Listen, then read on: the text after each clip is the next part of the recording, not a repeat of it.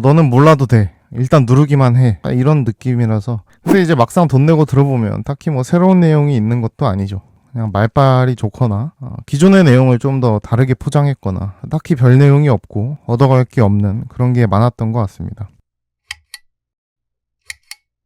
1번 이것 하면 성공 못한다.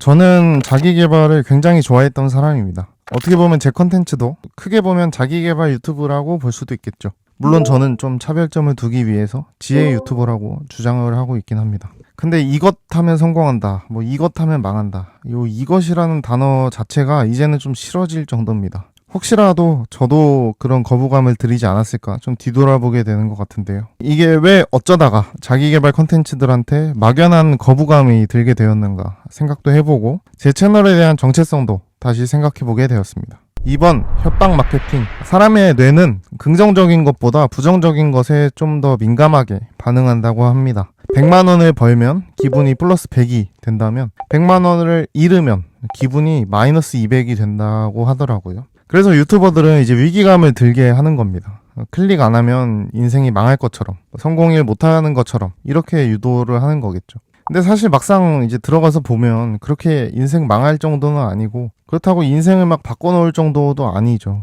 그냥 맨날 하던 얘기인 경우가 많았던 것 같습니다. 개인적으로는 요게 좀 시청자들을 너무 무시하는 거 아닌가 싶기도 합니다. 사실 우리가 제목이랑 썸네일만 봐도 대강 어떤 내용인지 다 알게 되잖아요. 근데 썸네일을 저렇게 해놓으면 우리가 판단할 수 없게 눌러야만 알 수 있게 되니까요. 너는 몰라도 돼. 일단 누르기만 해. 이런 느낌이라서 약간 책을 사는데 목차를 못 보고 사는 그런 느낌인 것 같습니다. 그리고 내용이 지금 너는 부족하니, 너는 지금 성공하지 못했으니, 그리고 뭔 내용인지는 안 알려줄 건데 내 영상을 보면 성공할 수 있어, 뭐 이런 느낌이라 약간 거부감을 준다고 제가 느꼈던 것 같습니다. 3번 사기꾼. 또 요 자기계발 쪽에는 사실 사기꾼이 정말 많았었잖아요. 다들 아시다시피 폰지 사기식 성공파리도 있었고 본인의 독서 모임 아니면 본인의 전자책, 본인의 강의를 팔기도 하고요. 근데 이제 막상 돈 내고 들어보면 딱히 뭐 새로운 내용이 있는 것도 아니죠. 그냥 말빨이 좋거나 기존의 내용을 좀 더 다르게 포장했거나 딱히 별 내용이 없고 얻어갈 게 없는 그런 게 많았던 것 같습니다. 그래서 저는 좀 나름대로 리서치도 많이 하려고 하고 과학적인 내용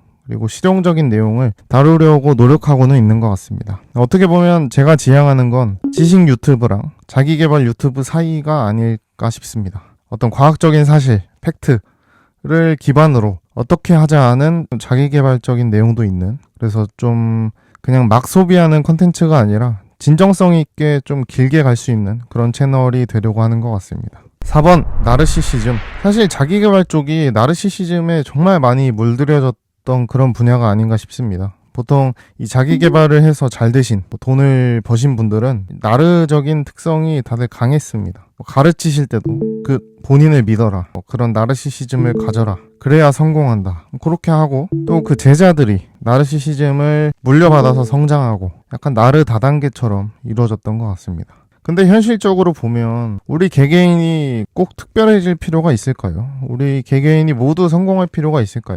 세상은 좀 대부분의 보통 사람들과 몇몇의 특별한 사람들이 있잖아요. 어렸을 때는 우리가 다 특별하다고 생각하지만 세상을 살다 보면 내가 정말 평범한 사람이었구나 이렇게 느끼는 것처럼 나르시시즘은 원래 나이가 들면서 내려놓게 됩니다. 그냥 평범하게 살고 하루하루 내가 하는 일에서 뿌듯함을 느끼는 그런 사람들이 대부분인데, 그런 사람들을 부정하는 듯한 좀 느낌이다 보니까 제가 거부감을 느끼지 않았나 싶습니다. 5번 나는. 저도 약간 제가 그러지 않았나 좀 신경이 많이 쓰이는 것 같습니다. 뭘 강요한다거나 약간 조바심을 느끼게 했다거나 아니면 평범한 사람들을 깎아내렸다거나 그러지 않으려고 최대한 노력을 하고 있긴 한데 저도 모르게 좀 그러지 않았을까 뒤돌아보게 되는 것 같습니다. 그런 것 대신에 요렇게 해보자, 요렇게는 어떨까, 이렇게 경험 공유 차원에서 지혜로운 내용들을 얘기하려고 합니다.